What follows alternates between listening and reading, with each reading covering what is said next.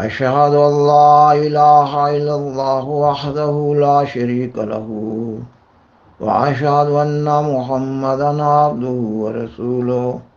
أما بعد فأعوذ بالله من الشيطان الرجيم بسم الله الرحمن الرحيم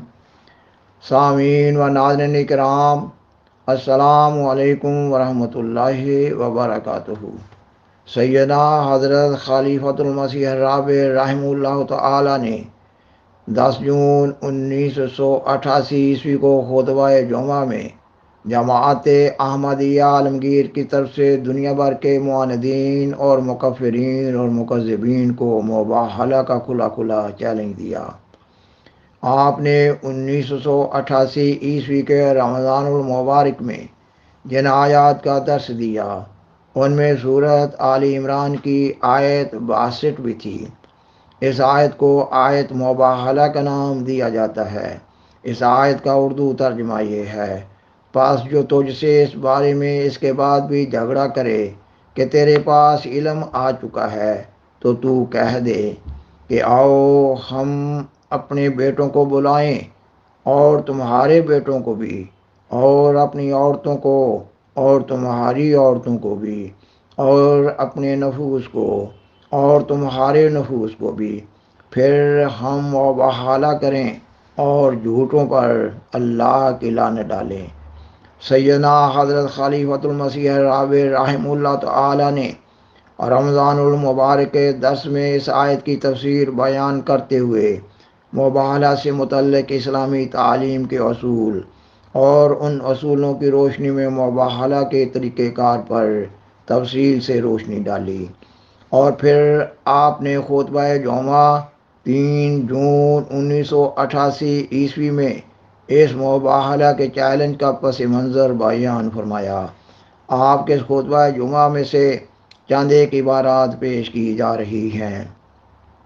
آپ بیان فرماتے ہیں: اسی درس کے دوران میری توجہ اس طرف پھیری گئی کہ چونکہ یہ احمدیت کی پہلی صدی کے آخری ایام ہیں، اس لیے حضرت اقدس مسیح موعود علیہ الصلوۃ والسلام کی جو 100 سال سے تکذیب کی جا رہی ہے اور پہلی صدی کے اختتام پر مکذبین کا شور و غوغا بہت بلند ہو گیا ہے، اس لیے اس وقت اس تکذیب کا جواب مباہلہ کے چیلنج ہی کے ذریعے دینا مناسب ہوگا۔ لہذا اسی خطبہ جمعہ میں آپ نے اختصار کے ساتھ مباہلہ کے مضمون کے بعض اہم نکات بیان کرتے ہوئے فرمایا: مباہلہ محض غلط بات پر ایمان رکھنے والوں سے نہیں کیا جا رہا، بلکہ ایسے غلط ایمان رکھنے والوں سے کیا جا رہا ہے جو جھوٹے ہیں، جو جانتے ہیں کہ ان کے ایمان کی کوئی بنیاد نہیں ہے اور کوئی دلیل ان کے پاس نہیں ہے، جو واضح طور پر آنکھیں کھول کر خدا پر افترا کرنے والے ہیں۔ پس ایسا مکذب جو بے حیا ہو چکا ہو، ایسا مکذب جس پر بسا اوقات یہ بات واضح ہو چکی ہو کہ اس کے پاس کوئی دلیل نہیں ہے اور بالارادہ تکذیب سے باز نہ آئے، اس مکذب کو دعوت مباہلہ ہے، اور اس مباہلہ میں دو فریق ہوتے ہیں۔ مباہلہ میں ایک طرف سے خدا کی طرف سے ہونے کے دعوے دار کا ہونا ضروری ہے اور دوسری طرف اس دعوے دار کی تکذیب کرنے والوں کا ہونا ضروری ہے۔ قرآن کریم میں مباہلہ کا یہی مفہوم ہے، اس کے سوا اور کوئی مفہوم نہیں ہے۔ قرآن کریم نے جو مباہلہ کا نقشہ کھینچا ہے،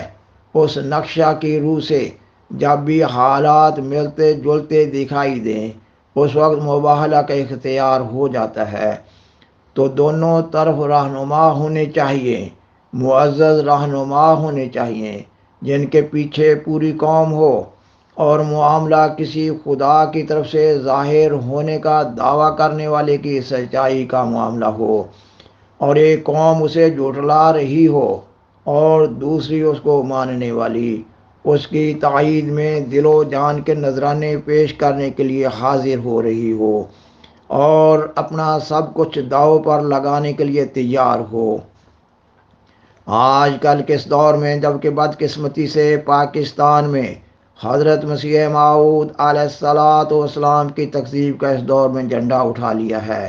اور پاکستان کے بد نصیب سربراہ نے جو پہلے ڈکٹیٹر کے طور پر ظاہر ہوئے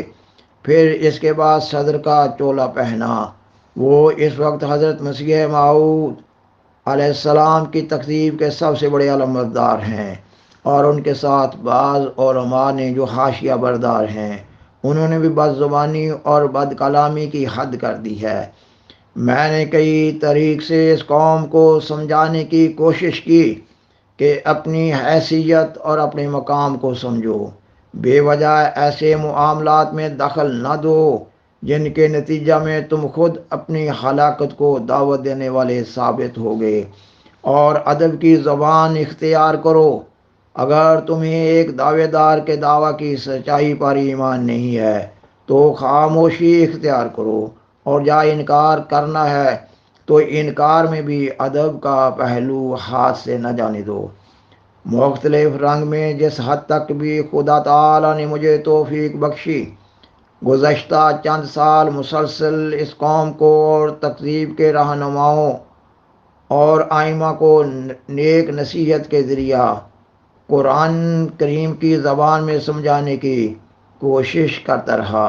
لیکن معلوم ہوتا ہے کہ یہ ساری آوازیں بہرے کانوں پر پڑتی رہی ہیں، کسی نے ان نصیحتوں کی طرف توجہ نہ دی، اور مسلسل یہ لوگ تکذیب اور شرارت میں اور اظہار رسانی میں بڑھتے چلے گئے۔ پس اس وقت یہ مناسب ہے کہ صدی کے اختتام سے پہلے اس قوم کو قرآن کی زبان میں مباہلہ کی طرف بلایا جائے، اور گزشتہ چند سالوں سے پاکستان میں ارباب پاکستان نے یہ وتیرہ اختیار کیا ہے کہ احمدیت کے خلاف ہر قسم کی ہرزہ سرائی کو کھلی چھٹی ہے۔ ہر قسم کا گندا اور فساد والا لٹریچر اور دروغ اور افتراء پر مبنی لٹریچر کھلے عام شائع کیا جا رہا ہے، کثرت کے ساتھ شائع کیا جا رہا ہے۔ ملک میں ہی نہیں بلکہ غیر ملکوں میں بھی حکومت کے خرچ پر یا حکومت کے ظاہری خرچ پر نہیں تو مخفی خرچ پر امداد کے ساتھ پھیلایا جا رہا ہے، مختلف زبانوں میں اس کے ترجمے کیے جا رہے ہیں۔ اس وقت اب سمجھانے کا وقت گزر چکا ہے۔ دوسرا یہ کہ احمدیت کی طرف سے جب جوابی لٹریچر شائع کیا جاتا ہے تو شائع کرنے والوں اور تقسیم کرنے والوں کو قید کر لیا جاتا ہے، اس لٹریچر کو ضبط کر لیا جاتا ہے۔ گزشتہ چند سالوں میں سینکڑوں احمدی رسائل اور اخبارات اور اشتہارات ضبط کیے گئے، اور سینکڑوں احمدی نوجوانوں کو اس جرم کے ارتکاب میں قید کر لیا گیا۔ اس کے بعد لا حجت بیننا و بینکم، اب تمہارے اور ہمارے درمیان حجت کی کوئی بات باقی نہیں رہی۔ جب یہ حالت پہنچ جائے تو اس کے بعد مباہلہ کے سوا چارہ کوئی نہیں رہتا، کیونکہ اصل دعویٰ حضرت اقدس مسیح موعود علیہ الصلاۃ والسلام کا دعویٰ ہے، مگر اس حیثیت میں کہ ہمیں بھی اس دعویٰ کی تصدیق کے لیے اپنے جان و مال اور عزتوں کو پیش کرنے کے لیے بلایا جا رہا ہے۔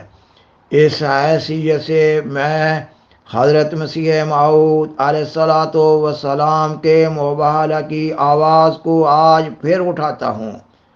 سامعین و ناظرین کرام، مباہلہ کے چیلنج کے پس منظر کا مضمون ابھی جاری ہے۔ انشاءاللہ تعالی مباہلہ کے چیلنج کے پس منظر میں سیدنا حضرت خلیفۃ المسیح الرابع رحمہ اللہ تعالی کے اس کے بعد والے خطبہ جمعہ 10 جون 1988 میں سے بھی چند ایک عبارات پیش کی جا رہی ہوں گی، اور پھر مباہلہ کا کھلا چیلنج والا مضمون پیش کیا جائے گا، اور مباہلہ کے چیلنج والے مضمون کے بعد مباہلہ کے چیلنج کے اثرات پر بھی بات کی جا رہی ہوگی۔ بالآخر درخواست ہے کہ برائے مہربانی اس پروگرام کو دوسروں سے شیئر کریں، اور حضرہ کرم اس چینل کو سبسکرائب کریں۔ جزاکم اللہ تعالی احسن الجزا۔ وآخر دعوانا ان الحمد للہ رب العالمین۔ والسلام علیکم ورحمۃ اللہ وبرکاتہ۔